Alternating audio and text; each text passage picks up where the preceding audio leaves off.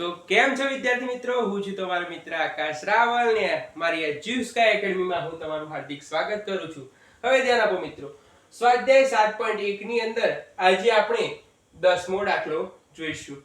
10મા દાખલાની અંદર પણ સેમ ટુ સેમ આગળ 9મા દાખલા જેવું જ છે કે ભાઈ બિંદુ xy વાળું જે યામ વાળા જે બિંદુ છે, જો આ બિંદુ xy એટલે કે જે બિંદુ xy જે છે એ યામ વાળું બિંદુ છે એ p અને r થી સમાન અંતરે આવેલું છે. તો ધ્યાન આપો 3 અને 6 અને -3 અને 4 થી કેવા છે ભાઈ? સમાન અંતરે આવેલું છે.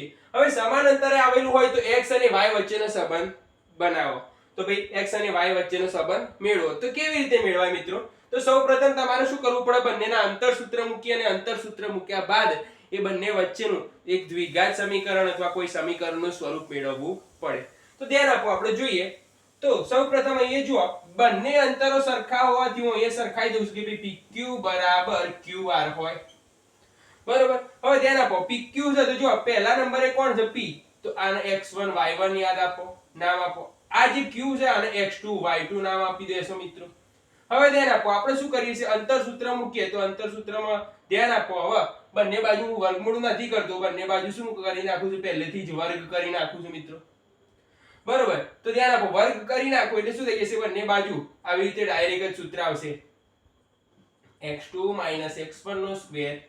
પહેલા જ વર્ગ મૂકી દીધો એટલે વર્ગમૂળ ડાયરેક્ટ કેન્સલ થઈને આવું સૂત્ર આવી જાય, y2 y1 નો સ્ક્વેર બરાબર x2 x1 નો સ્ક્વેર વત્તા y2 y1 નો સ્ક્વેર. ચલો, અહીં તમારે PQ માટે અંતર સૂત્રની અંદર કિંમત મૂકવાની અને અહીંયા તમારે QR માટે અંતર સૂત્રની કિંમત મૂકવાની. PQ માટે જોઈએ તો x2 કેટલા છે મિત્રો? આપણે જોઈએ તો x x1 કેટલા છે? 3 નો વર્ગ વત્તા y2 y1 નો સ્ક્વેર. y2 કેટલા છે? તો ભાઈ y y1 નો સ્ક્વેર એટલે ભાઈ -6 નો વર્ગ બરાબર x2 x1 નો સ્ક્વેર. કોના માટે હવે કરવાનું છે? QR માટે. તો ધ્યાન આપો, QR છે તો Q પહેલા નંબરે છે તો એને આપણે શું નામ આપી દઈશું? x1 y1. હવે ધ્યાન આપો, અહીંયા શું નામ આપવું પડશે ભાઈ? આ યામને તો x2 y2. કેમ? આ પછી છે અહીંયા જુઓ. તો ધ્યાન આપો, હવે શું કરું છું? હું કિંમત મૂકું છું. તો કિંમત મૂકવા માટે x2 x1 કરીએ તો ધ્યાન આપો, x2 કેટલા છે? -3 માઈનસ કેટલા? x1 x નો વર્ગ વત્તા y2 y1. y2 કેટલા છે? 4 માઈનસ y1 કેટલા છે મિત્રો? અહીંયા y નો વર્ગ. હવે આપણે ધ્યાન આપો, અહીંયા બધી જગ્યાએ સમીકરણો અને સૂત્રોનો ઉપયોગ થશે. કયું સૂત્ર? તો જો આ રહ્યું સૂત્ર, a b નો વર્ગ બરાબર a સ્ક્વેર - 2ab વત્તા b સ્ક્વેર. તો ધ્યાન આપો, અહીંયા જે આપણો x છે આપણો a કહેવાય, આ આપણું શું કહેવાય? b, અને વચ્ચે માઈનસ એટલે a b ના વર્ગ જેવું સૂત્ર થાય. તો ધ્યાન આપો, આ આપણું સૂત્ર છે, એ સૂત્ર આપણે અહીંયા આ દાખલાની અંદર દરેક જગ્યાએ જો એવી દ્વિઘાત બહુપદી બને છે તે આપણે એપ્લાય કરવાનું.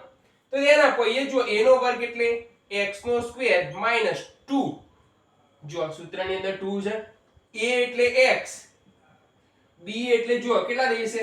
3 વત્તા b સ્ક્વેર એટલે 3 નો વર્ગ વત્તા અહીંયા સેમ ટુ સેમ y નો વર્ગ -2.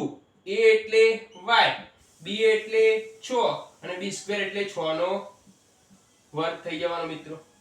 હવે ધ્યાન આપજો, હું શું કરું છું? આ બાજુ પણ મારે સાદું રૂપ આપવાનું. સાદું રૂપ આપવા માટે ધ્યાન આપજો, બરાબર આ આપણો a થઈ જવાનો, a એટલે -3 નો વર્ગ વત્તા અહીંયા જો સોરી -2. a કેટલા છે આપણો? તો -3. b કેટલા છે આપણા? x વત્તા જો b નો વર્ગ એટલે x નો વર્ગ થઈ જવાનો. હવે આગળ હું સાદું રૂપ આપું મિત્રો, એક જ લાઈન ની અંદર સાદું રૂપ આપું જેથી તમને પ્રોપર ખ્યાલ આવે. તો એ a નો વર્ગ એટલે કેટલા છે? જો આ વત્તા એમના એમ એ 4 નો વર્ગ માઈનસ 2ab. 2 a કેટલા છે? અહીંયા 4. b કેટલા કહેવાય? આ આપણો a કહેવાય, આપણો b કહેવાય. b કેટલા છે? અહીંયા y વત્તા y નો શું થઈ જશે મિત્રો? અહીંયા વર્ગ.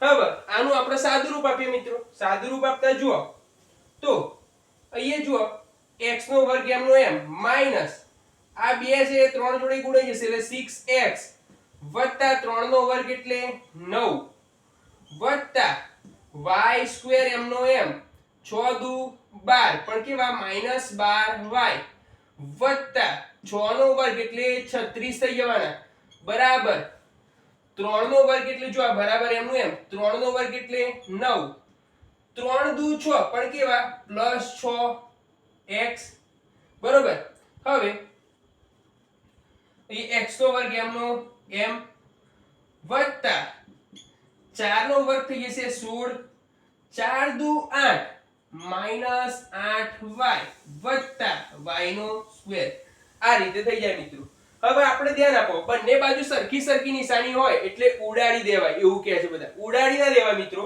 એ આ બાજુ આવે ને એટલે શું થઈ જાય એ ધન x આ બાજુ આવે તો આ x માઈનસ થઈ જાય તો એકબીજામાંથી બાદ થઈ જાય તો ચલો ઉડાડવા માટે એટલે કે બાદ કરવા માટે હું અહીંયા ડાયરેક્ટ જ કેન્સલ આઉટ કરું છું આ બાજુ લાવતો નથી તો જો x સ્ક્વેર જતા રહે કેમ નિશાની બંનેની કેવી હતી ધન ધન હતી હવે ધ્યાન આપો અહીંયા -6x અને અહીંયા +6x તો એ બે ઉડશે નહીં અહીંયા +9 છે અહીંયા +9 છે જો બંને એકબીજામાંથી બાદ થઈ ગયા ત્યારબાદ ધ્યાન આપજો મિત્રો અહીંયા જુઓ અહીંયા શું થશે તો +y છે અને અહીંયા +y છે એકબીજામાંથી બાદ થઈ જશે ત્યારબાદ અહીંયા ધ્યાન આપો વધ્યું શું આપણા જોડે તો -12y અને 36 અને એ થઈ જશે 16 -8y તો ચલો હવે આપણે શું કરીએ y વાળા પદો એક બાજુ રાખીએ અને જે અચળ પદો છે એક બાજુ મોકલી દઈએ ત્યારબાદ અહીંયા ધ્યાન આપો એ જુઓ 6x અને 6x બંને વધ્યા તો જો અહીંયા -6x એમના એમ રાખું છું આ જ એ +6x ને આ બાજુ લાવી દો તો -6x ચલો બધા આ બાજુ લાવી દઈએ પેલી બાજુ 0 જ કરી દઈએ તો ધ્યાન આપો એ કેટલા થશે -12y આ બાજુથી કેટલા 8y આવશે તો 8y કેવા થશે +8y અહીંયા હતા આપણા 36 પેલી બાજુથી આવશે 16 પણ કેવા -16 બરાબર 0 હવે ધ્યાન આપજો મિત્રો તમે જોશો તો -6 અને -6 એટલે કેવા થઈ જશે -12x થઈ જવાના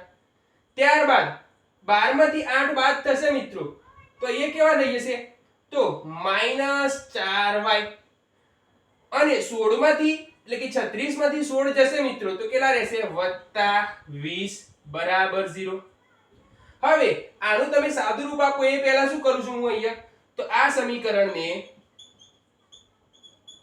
-1 વડે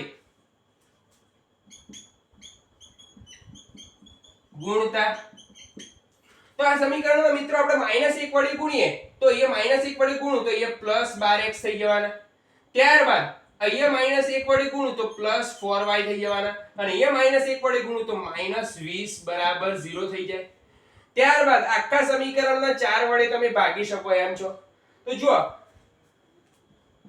આ સમીકરણને 4 વડે ભાગતા તો આ સમીકરણને 4 વડે ભાગું મિત્રો તો જુઓ અહીંયા પણ 4 વડે ભાગી નાખું અહીંયા પણ 4 વડે ભાગી નાખું ને અહીંયા પણ 4 વડે ભાગી નાખું 4 તરી 12 4 4 ઉડી જશે 4 5 થઈ જશે 20 તો ધ્યાન આપો અહીંયા આપણું મળતું સમીકરણ કેવું થશે તો અહીંયા જુઓ 4 તરી 12 થઈ ગયા તો 3x વત્તા 4 4 ઉડી ગયા એટલે y અને 4 25 પણ કેવા -5 બરાબર 0 તો આપણો x અને y વચ્ચેનો સંબંધ આ મળ્યો તો અહીંયા લખી શકાય કે આ અહીં x અને y વચ્ચેનો સંબંધ ઉપર મુજબ મળે છે તો અહીંયા આપણો દાખલો મિત્રો અહીંયા પૂરો થાય છે આ દાખલાની અંદર કોઈ પણ જાતનો પ્રોબ્લેમ હોય તો તમે મને કોમેન્ટ બોક્સની અંદર લખી શકો છો અને ત્યારબાદ આના પછી પણ બીજા કોઈ ચેપ્ટરમાં બીજા કોઈ દાખલામાં પ્રોબ્લેમ હોય તો તમે મારા WhatsApp નંબર જે વિડિયોના એન્ડમાં તમને લખેલો છે એના ઉપર હાઈ લખીને દાખલાની રકમ મોકલી શકો છો તો હું તમને અહીંયા ગણાવી દઈશ ધન્યવાદ